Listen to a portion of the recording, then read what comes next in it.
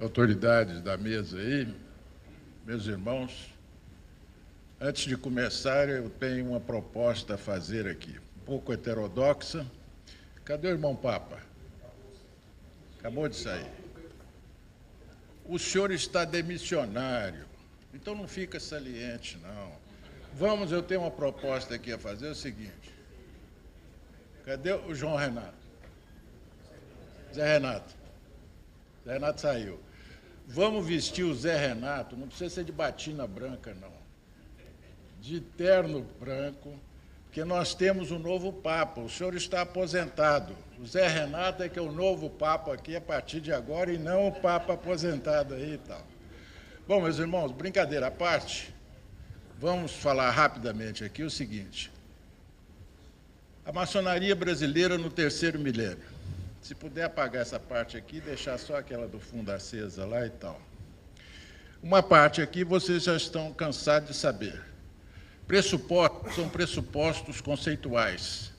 Nós vamos recordar alguns conceitos, porque nas ciências sociais, nas ciências políticas, nós não temos telescópio nem microscópio.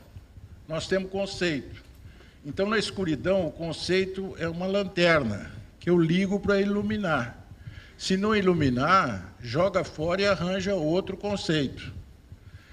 Eu vou colocar alguns conceitos aqui, por exemplo, o conceito de iluminismo, que está intimamente ligado à maçonaria. Eu não entendo maçonaria sem ter uma componente iluminista, que é a sociedade moderna nascendo. Então, nós vamos recordar isso aqui, porque não foi um nem dois grão-mestres que me perguntaram, quando eu fazia palestra antigamente, falou, William, o que é iluminismo? Então, a gente recorda um pouco os conceitos para depois aplicar os conceitos à nossa realidade.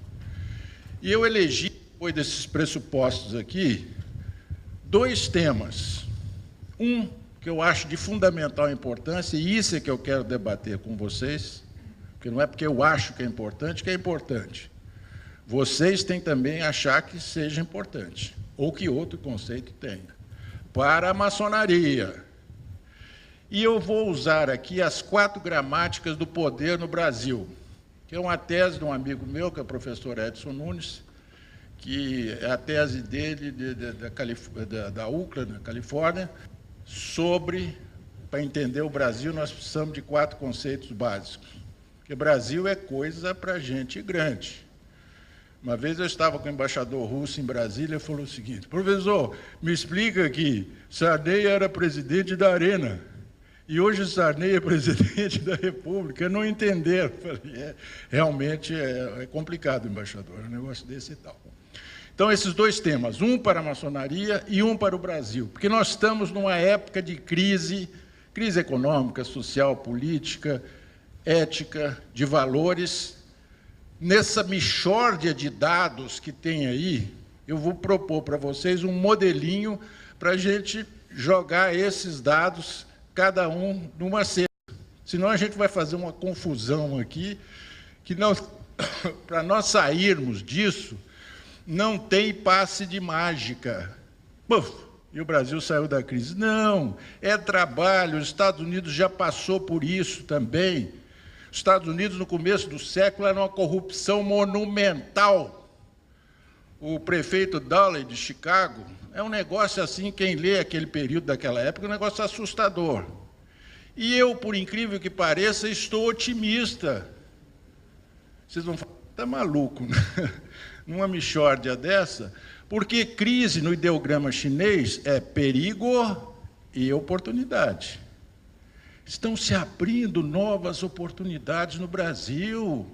Um juiz Moro, isso não tem preço e tem muito valor. Quantos países têm um juiz Moro?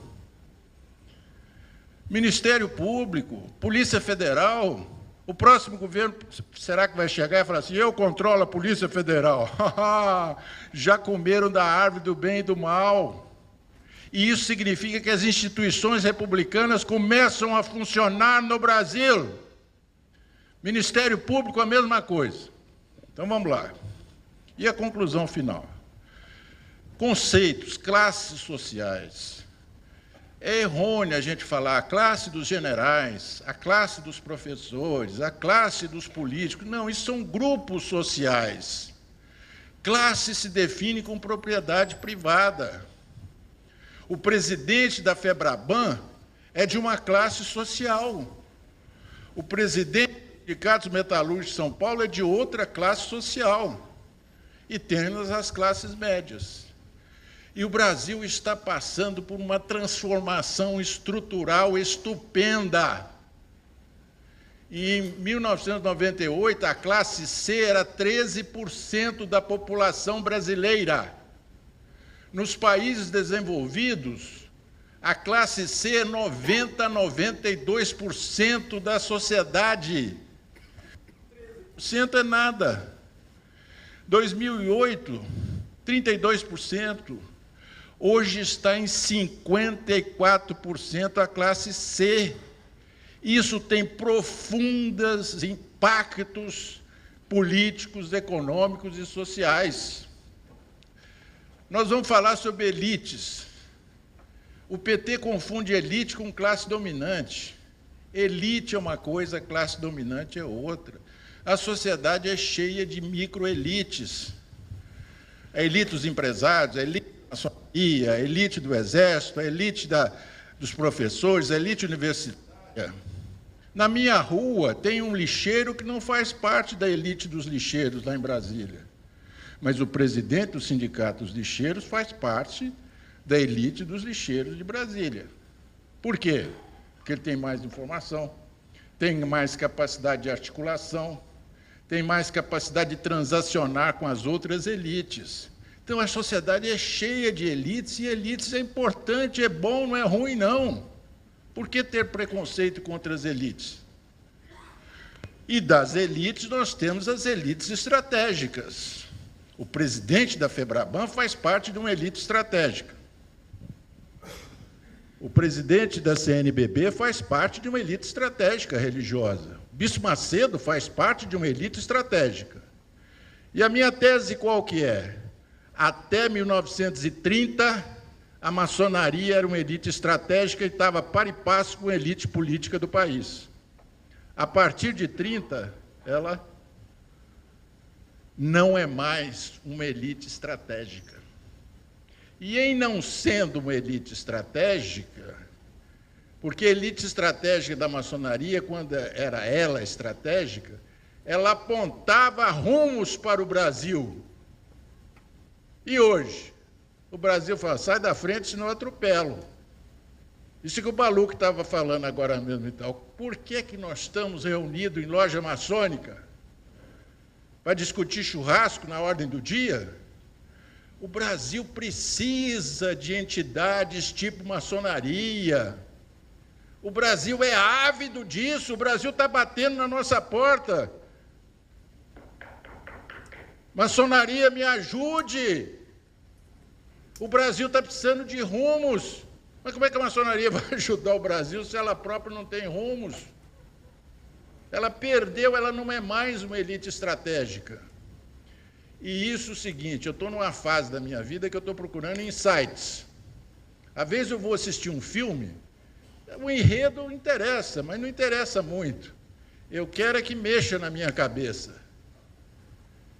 Eu releio Shakespeare, Hamlet, de 10 em 10 anos. A história eu estou careca de saber. Mas Hamlet, Shakespeare, os clássicos, nos dão insights que mexem na nossa cabeça. O Hamlet que eu li 10 anos atrás não é o Hamlet que eu leio hoje e nem será o Hamlet que eu lerei daqui a 10 anos. Então, eu procuro aqui com vocês dar insights para vocês, que mexam na cabeça de vocês. Moral, ética e moral social. Isso no capítulo de moral social nós vamos falar sobre isso. Iluminismo. Eu não entendo maçonaria sem entender o iluminismo. Na maçonaria nós ficamos procurando quais são as origens longínquas da maçonaria. Manuscrito Graham. Não, aquele italiano, como é que chama? O manuscrito de... Como é que chama? O alemão está chegando aqui e não está me deixando. Bolonha. Bolonha. O homem medieval não tem muita coisa a ver conosco. O homem medieval é cristocêntrico. Ele está aqui na Terra como um peregrino. O que ele busca é a vida eterna. O iluminismo não. O iluminismo busca a felicidade. Então vamos recordar rapidamente o que é iluminismo e patrimonialismo e corporativismo. Isso aqui, eu fiz isso aqui o ano passado, alguns já estão careca de entender isso aqui. O que é o iluminismo? O iluminismo, o esclarecimento, foi um movimento e uma revolta ao mesmo tempo intelectual, surgido na segunda metade do século XVIII, chamado Século das Luzes, que enfatizava a razão e a ciência como forma de explicar o universo. A ciência explica tudo? Não. Muita coisa poderá explicar no futuro, outras talvez nunca explicará.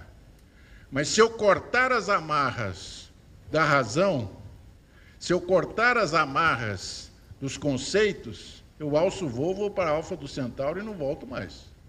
Igual aquele irmão nosso da Noruega lá, que foi lá com a arma e matou não sei quantos estudantes e tal.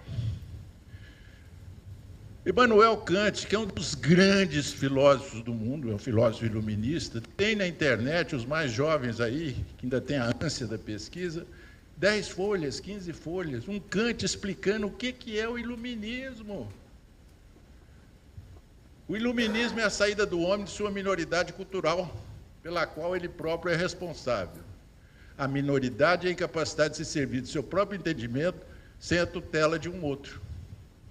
A minha avózinha lá em Uberaba, quando vivia, se você chegasse para ela, perguntasse, só vai votar em quem?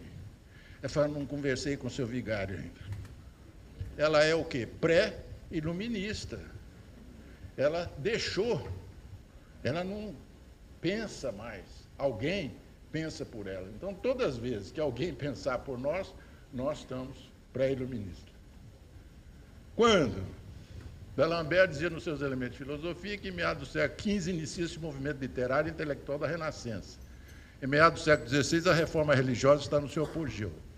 No século XVII, a vitória da filosofia cartesiana que provoca uma revolução radical na imagem do mundo.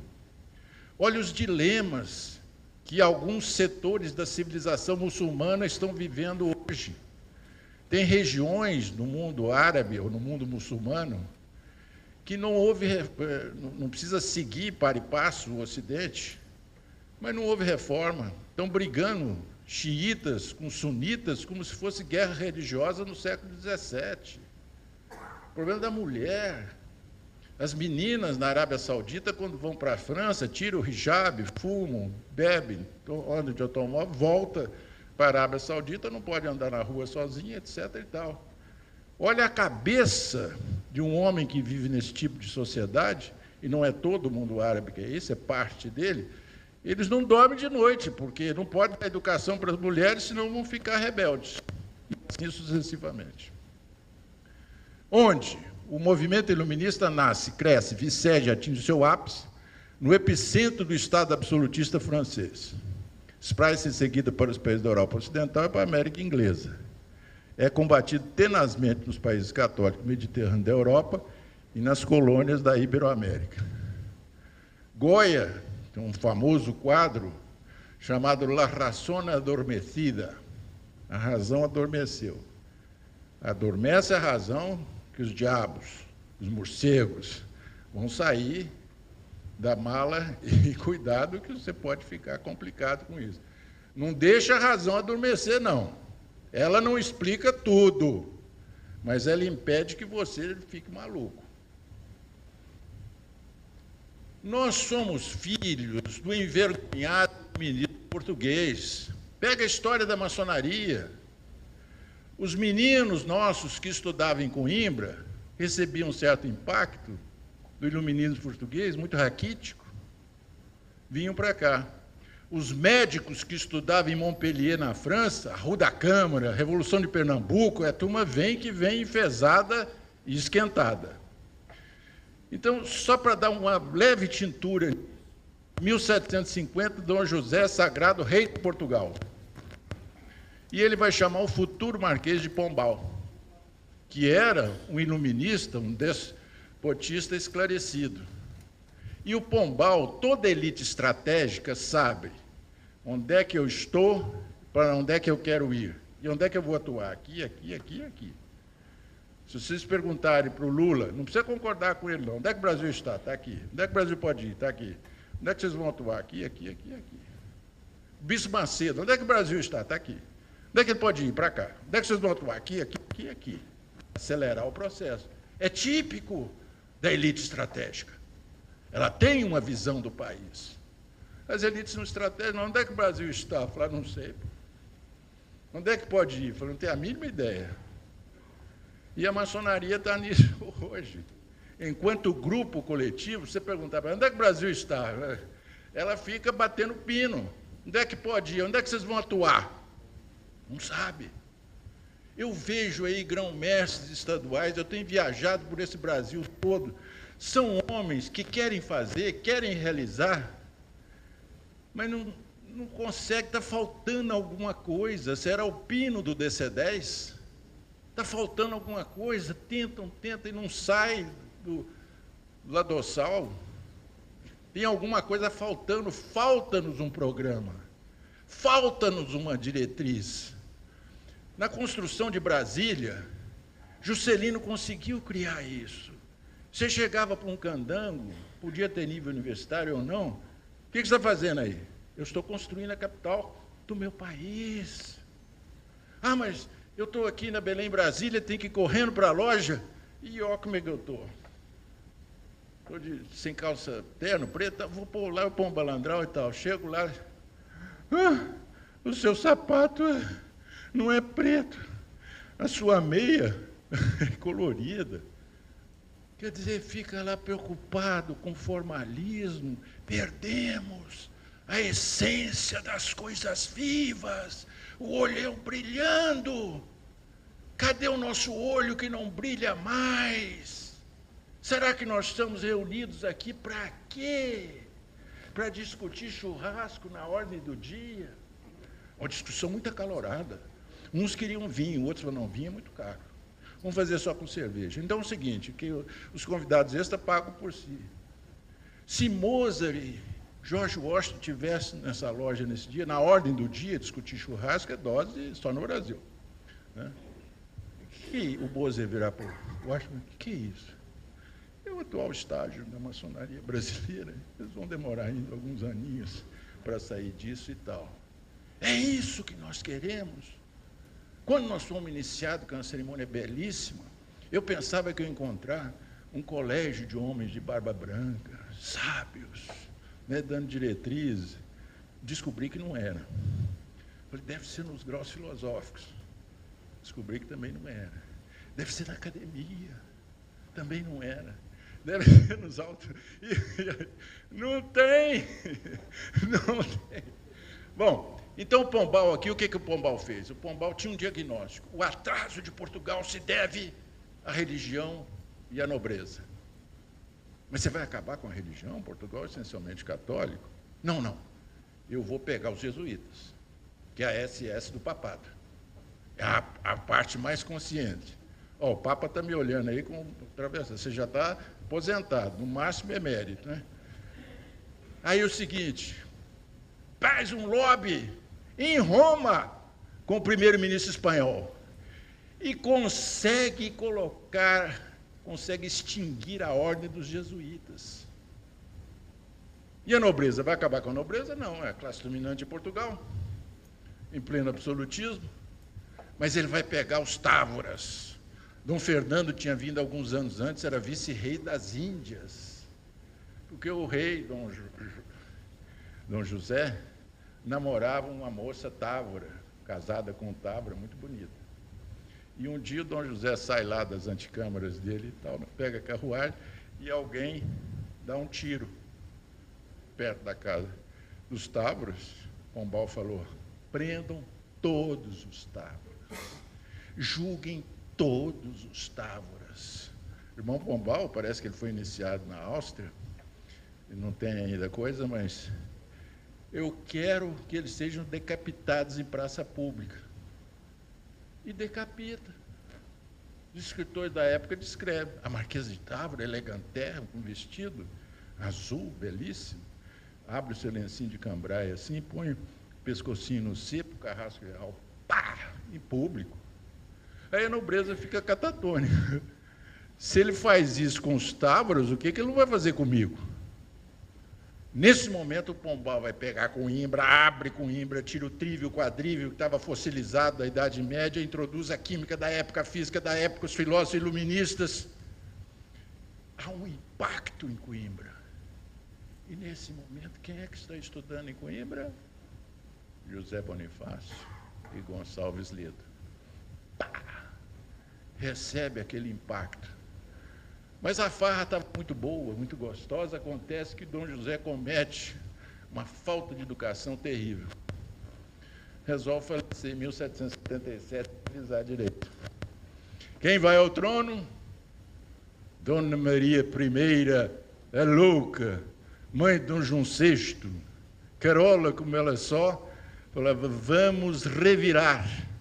Vamos tirar tudo que esse maluco do Pombal está fazendo nas mais puras tradições portuguesas, e faz a viradeira. Então, esse impacto pombalino dura pouco tempo e depois ele é amortecido. Dom Rodrigo de Souza Coutinho, que vai ser o nosso primeiro ministro da Defesa, quando aqui no Brasil, quando a família real vem, era de batismo, o Pombal tinha sido padrinho dele. Um gênio, consegue sobreviver com Dona Maria, e aí tem uma série de histórias que não dá mais para contar, que o tempo é curto.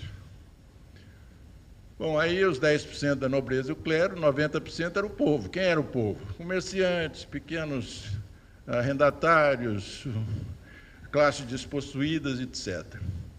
Isso aqui foi uma palestra que eu fiz em Santiago do Chile há uns 10 anos atrás. Me pediram para fazer processo de emancipação, de independência. Diferenças. Então eu falei, qual era o sonho de Bolívar? O sonho de Bolívar era, assim como existia os Estados Unidos da América Inglesa, que se tornou independente, os Estados Unidos, é aquela faixinha ali, ó. Isso aqui, olha, aqui, ele vai procurar a saída para o Pacífico depois, e vai conquistar tudo isso aqui do México. Ele queria criar os Estados Unidos da América Espanhola, que pegaria desde aquelas terras que os Estados Unidos tomou do México até a Patagônia lá embaixo.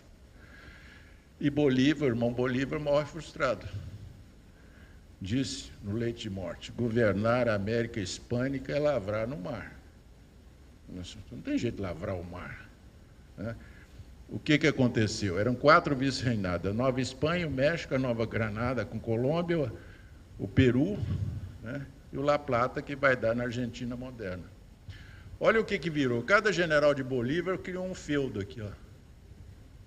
O sonho de Bolívar se estilhaçou, centrifugou. Falei, o sonho de Bolívar se dá no Brasil. Eram 2 estados, o estado do Grão-Pará, Maranhão, e o estado do Brasil, que se funde e dão isso aqui, que é a nossa maior herança político-institucional. Eu falei, não somos melhores nem piores que vocês. Claro que somos melhores. Mas cercado de irmãos, eu não ia ficar fazendo o papel de mocinho, né? É diferente. É diferente. E isso aqui é que nós temos que honrar. Porque essa era para ser 5 estados no Brasil. Bom, outra coisa que eu vim da Espanha agora, estava conversando lá com os maçonólogos internacionais, o conceito de patrimonialismo. Isso é um conceito fundamental. O nosso capitalismo é patrimonialista, o nosso liberalismo é patrimonialista, as nossas instituições são patrimonialistas, são corporativistas. Isso é um conceito de Max Weber, que é um cientista político alemão. E isso agora é que está começando a permear a universidade e vai descer para outros estratos que estão estudando esse assunto. A Grécia é outro país patrimonialista. Precisa reformar a Grécia. Metade das terras gregas é da Igreja Ortodoxa grega. Vai mexer com isso. O governo cai. Como é que vai fazer? Olha os conceitos do patrimonialismo. Não tem nada a ver com o Brasil. Estado hiperburocrático, herdeiro da administração colonial, casta de altos funcionários, aliança com o patronato político. O Delúbio e o Zé Dirceu foram condenados a quantos anos? 8, 9 anos. O empresário lá, o Marcos Valério, 40 anos. Não é da alta burocracia de Estado, nem é do patronato político. Está fora do jogo. Esse aí a gente põe ele para lá. E esse patrimonialismo, olha lá, tutela a nação, imune ao controle popular e democrático, forma associação parasitária, a capilaridade é nacional, de norte a sul do país, componente pedratória, a maçonaria sofre o seu impacto e destruir o Mauá no Segundo Império. Isso aqui é o nosso atraso educacional. O Baluch já falou sobre isso, como eu estou atrasado aqui, eu vou pular essa parte aqui, que nós temos coisas para ver. Então ficam as perguntas fundamentais, que essas são perguntas que devem ser também da maçonaria. Proclamamos a República? Claro. Somos uma república? Dúvidas. Nossa conduta é republicana? Temos espírito público? Somos pré-iluministas? Somos patrimonialistas? Somos corporativistas? E a chaga da escravidão. Ah, mas os Estados Unidos também teve escravidão. Mas eles surfaram uma revolução industrial. E nós aqui matamos o Barão do Rio Branco, que o Barão queria, vamos pegar o dinheiro do tráfico, acaba com o tráfico, vamos fazer estaleiro, vamos industrializar o país. Não, isso aí está fora das nossas tradições. Olha a diferença aqui. Brasil, governo central 70%, governo provincial 25%, governo municipal 5%. Estados Unidos, governo federal 19%,